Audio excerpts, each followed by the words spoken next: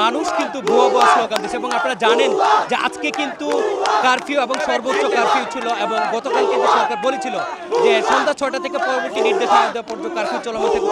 শিক্ষার্থীরা কিন্তু বলেছিল যে তারা কারফিউ ভঙ্গ করবেন এবং শিক্ষার্থীরা কিন্তু কারফিউ সকাল দিকে শিক্ষার্থী খুব বেশি দেখা না গেলেও এখন কিন্তু একের পর এক মানুষ আসছেন এবং তারা কিন্তু শাহবাগের দিকে যাচ্ছেন। একটা ঢল নেমেছে বলা চলে এবং সাধারণ মানুষ কিন্তু উল্লাস প্রকাশ করছেন এবং বলছেন দীর্ঘদিন তারা যে নিষ্পেষণের শিকার হয়েছেন, এক দফা দাবিতে তারা যে আন্দোলন করছিলেন তাদের সে আন্দোলন সফল হওয়ার পথে এবং তারা কিন্তু উল্লাস প্রকাশন বিভিন্ন শ্রেণী পেশার মানুষ বলা চলে মানুষের ঢল নেমেছে। এত মানুষ যে এই মানুষ কিন্তু যার যার জায়গা থেকে মানুষ শাহবাগের দিকে গন্তব্য করছে, সবাই কিন্তু শাহবাগের দিকে যাচ্ছে। মানুষকে আমরা যে উল্লাস প্রকাশ করতে দেখেছি, মানুষ যেটা বলছে তাদের যে আবেগ অনুভূতি এটা বলে বোঝানোর মতো না, এটা বলে শেষ করার মতো না।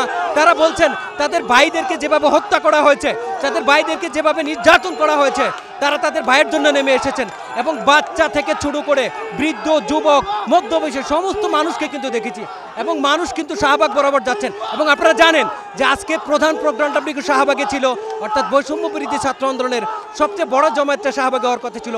সকাল থেকে তারা শহীদ মিনারে জড়ো হওয়ার চেষ্টা করলো, আইন শৃঙ্খলা রক্ষাকারী বাহিনী তাদেরকে কিন্তু ডিসপার্স করে দেয়, কিন্তু বেলা বাড়ার সাথে সাথে কিন্তু পরিবেশ পরিবর্তন হতে থাকে, মানুষের ঢল নামতে থাকে। ঠিক এখন থেকে আধা ঘন্টা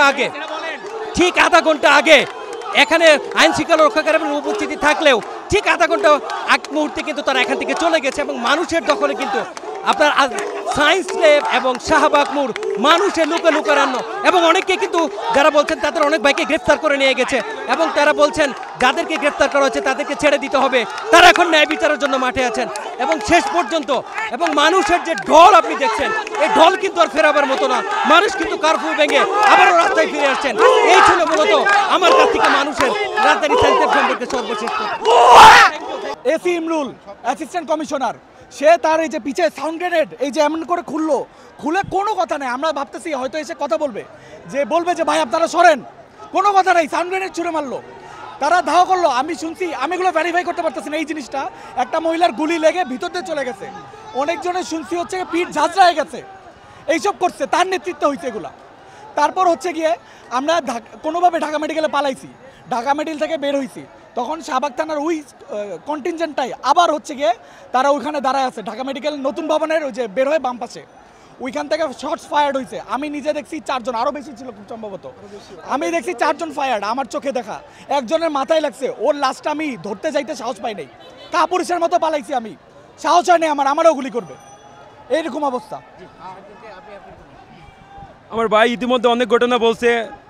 কালকে সকাল 6টা বাজে বাসা থেকে বের হয়েছি এবং এই বড় ভাইয়ের সাথে বাসায় ছিলাম এবং যখন শুনে যে সরকার কারফিউ ঘোষণা করছে সারাদিন শাহবাগে অবস্থান করছিলাম এবং মনে প্রতিজ্ঞা ছিল যে সকালবেলা আমরাই প্রথমে কারফিউ ভাঙবো এবং সে ধারাবাহিকতা রেখে সকাল 9টা বাজে আমি আমার ভাই বড় ভাই রওনা হই এবং আসার পথে আমাদের পুলিশ অনেক বাধা দিচ্ছে, কিন্তু সেনাবাহিনী 2-3টা আমরা পার করছি। যখন লাস্ট সেনাবাহিনী ব্রেকটা পার করবো তখন একজন সেনাবাহিনী আমাদের আটকে দিছিল, কিন্তু খুবই আনন্দের বিষয় যে পিছ থেকে 7 থেকে 8টা সেনাবাহিনী বলতেছে ভাই ওদেরকে যেতে দাও এবং এই খুশি বলার মতো না। যাই হোক, যখন আমরা শহীদ মিনারে আসার পরে পুলিশ আমাদের প্রচুর পরিমাণে দমন করতে চাইছে।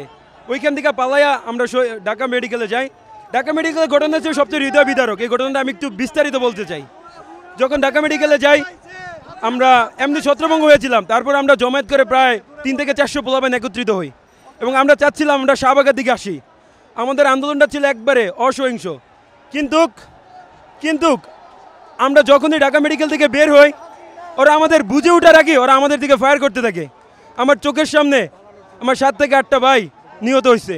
আমার ওই ভাইয়েরও এই বিজয় দেখতে চাইছিল, আমার ওই ভাইয়েরও এই বিজয়ের প্রত্যাশা করতেছিল, কিন্তু কিছু মুহূর্তের জন্য আমি আমার ওই ভাইদের হারাইছি, কিছু মুহূর্তের জন্য। কারণ এই বিজয়টা সেই জন্য একসাথে আমার যেমন দুঃখের সেই সাথে আনন্দের।